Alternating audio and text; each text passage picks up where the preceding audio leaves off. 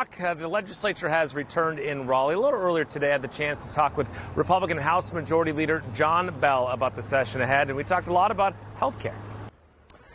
Representative Bell, good to see you as always, sir. Thanks so much for joining us. First of all, what was today like? Obviously, this is a very unusual swearing in. I know your family was there with you today, but what was it like?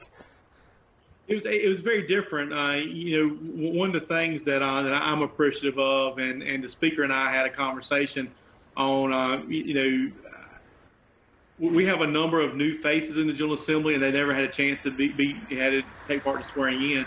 So the speaker made accommodations for their family to be in the gallery. A lot of us returning members, their family were in the office, and we took pictures later. But it was completely different. One of the good things, it actually went a whole lot smoother and faster than we've ever had it go before. But, even though we were navigating through a pandemic while being sworn in, it was still an incredible day for the citizens of North Carolina watching the people they elected to office be officially sworn in today. Do you think that it's going to impact the session at all moving forward, or we've learned enough, or it'll be more normal, whatever that means? So I don't know what the word normal is anymore, regardless of whether you're in a pandemic or not in a pandemic. But, you saw when COVID first started in March, the General Assembly moved to a virtual platform. We did that fairly swiftly. And the speaker put a plan in place and executed it very well. All the members participated. So we're able to do some in-person with social distancing, limit people in the building, but also do virtual. Like any session, it'll be a slower start than probably normal, but most new sessions when we're coming into a new biennium are slow. So we'll probably get ramped up probably mid-February, towards the end of February, when we'll be really conducting business day in and day out on the floor. And hopefully by that time there'll be enough vaccines, and we'll be looking in the rearview mirror with COVID. There's been a lot of talk, obviously, what happened last week in Washington and what's happening today, and there's talk of protests potentially next week at state capitals as well. From that perspective, how are you and your colleagues feeling coming back to Raleigh and into session in this climate? Well, we're ready to get to work. I mean, the people elected us, and we're very blessed that the people not only elected a Republican majority, but we have an increase of 4 seats in the House, now at 69. And so we're ready to get to work. Representative Robert Reeves, the minority leader, stood today and extended the hand and said, hey, the people of North Carolina expect us to get to work and handle our business here. I'm not focused on what's going on in Washington. I couldn't even tell you what's going on today. I've not checked the latest news, but we're concentrating right here on North Carolina and doing the people's business right here. And I think that you will see us working in bipartisan fashion. I hope the governor will join us, but our legislator is ready and prepared for business. Obviously, people are going to talk about redistricting the budget, but that sure seems like that's months down the line likely. What do you expect for this beginning of session here? As you mentioned, likely going to ramp up in mid to late February. I mean, is COVID money, is that sort of the big first thing at hand? That's going to be the first stuff. Even though I say we're going to ramp up in February, our folks are already working. Our appropriation committee chairs have been working with our Senate colleagues to look at the CARES Act funding that was passed down, and where that funding needs to go, and how we can do the greatest good with that funding. And so they're already working on that. So that will more likely be one of the first bills you see come through.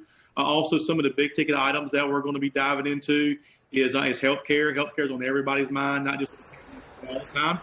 And we're really focused on how we can look at access to care across our state, especially with some of the rural areas having some of the issues they're having with access to care. Then also, we've got to maintain our standard in transportation. Department of Transportation here actually maintains more roads than any other state in the country. A lot of people don't know that. And we've got to be able to properly fund that, because the citizens of our state expect that. We're the good road state, and we want to continue doing that.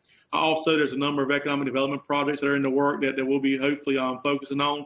And so even though there's not I would say a tremendous amount of big ticket items at front, COVID's first and foremost, and then we'll go through the other ticket items.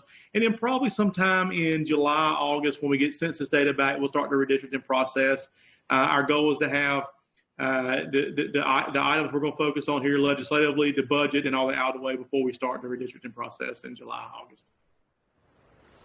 I mean, I don't want to rehash the whole healthcare debate because it's been out there over and over and over, but what is the way to come together on this, and does it result in more people being insured? Because that's what the governor wants to do, obviously. How does that work? So the governor's push for is Medicaid for all. Some people say socialized medicine. The push is not what we're about. And so, if the governor's going to hold everything up with Medicaid or nothing, then he's going to have a really tough time.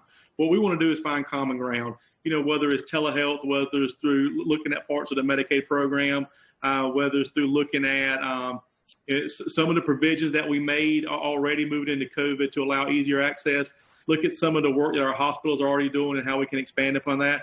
And then in my area there in Eastern North Carolina, the largest education provider, healthcare personnel, is the Brody School of Medicine.